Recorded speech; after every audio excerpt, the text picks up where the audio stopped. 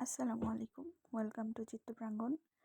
So আজকে আরেকটি video নিয়ে চলে আসলাম আপনাদের মাঝে। তো একদিন লং ভিডিও দেওয়ার আসলে সময় হয়ে ওঠেনি।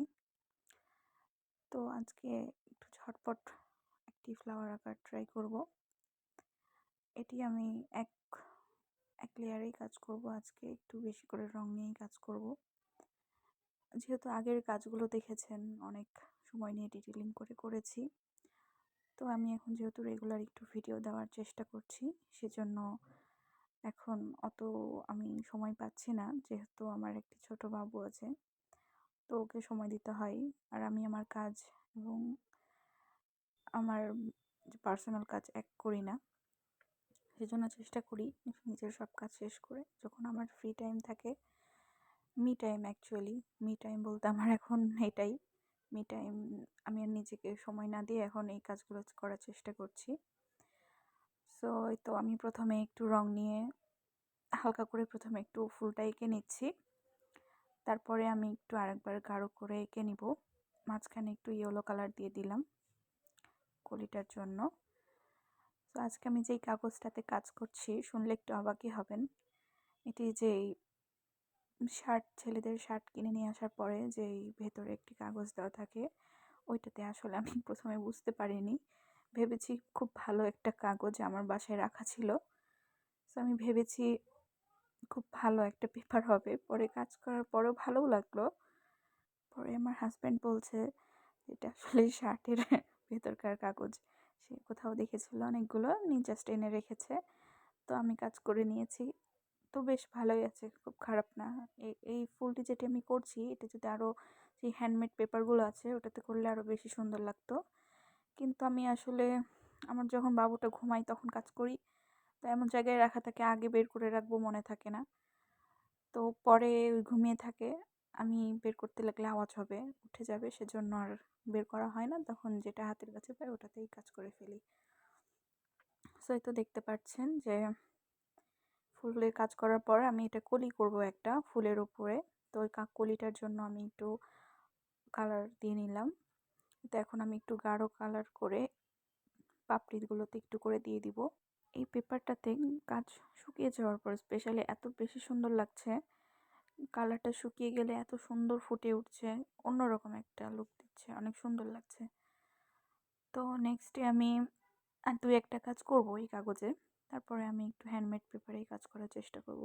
মানে অ্যাকচুয়াল ওয়াটার কালারের যে সৌন্দর্যটা, সেটা ওই পেপারটাতে একটু ভালো বোঝা যায়। একটা রঙের একটা মিশ্রণ ঘটে, পানি দিলে ওটা সোক করে নেয় না খুব তাড়াতাড়ি। সব মিলে অনেক কয়টা যখন রং একসাথে মেশানো হয় তখন অনেক বেশি সুন্দর লাগে সেটা দেখতে, অনেক স্যাটিসফাইংও লাগে। তো এই তো আমি পাপড়িগুলোতে এখন গাঢ় করে নিচ্ছি। আসলে ওয়াটার কালারের এটাই নিয়ম, যে প্রথমে একটু হালকা করে একটা শেপ দিয়ে নিলেন যেরকম আঁকতে চাচ্ছেন, তারপরে গাঢ় করে করে এঁকে নিচ্ছেন। কর্নারে একটু করে গাঢ় দিতে হবে, তো একটা পাপড়ি থেকে যাতে আর একটা পাপড়ি বোঝা যায় যে এটা আর উপরে আছে বা নিচে আছে, তখন একটু আগের পাপড়িটা হালকা নিচের, যেমন আমি নিচেটা একটু হালকা রেখেছি, উপরে একটু একটু গাঢ়, পরে আরও বেশি ডার্ক দিয়ে ফুটিয়ে তুলবো। তো এটা এইভাবেই করতে থাকলে একসময় সুন্দর হয়ে যায়। এই কাজটা আমি ফেসবুকে একটি ভাইয়ার দেখেছিলাম, পোস্ট করেছিল, দেখে ভালো লাগলো। যদি আমিও তার ওই পোস্টে কমেন্ট, আমার কাজ শেষ হবার পরে পিকচারটা দিয়েছি, ভাইয়াটাও অনেক বেশ পছন্দ করেছে, না অনেক সুন্দর হয়েছে। তো আজকে ফুল ভিডিওটা নিয়ে আসলাম। তো এতে এখন আমি ওপরে একটা কলি দিব, সেই কলিটা করে নিচ্ছি।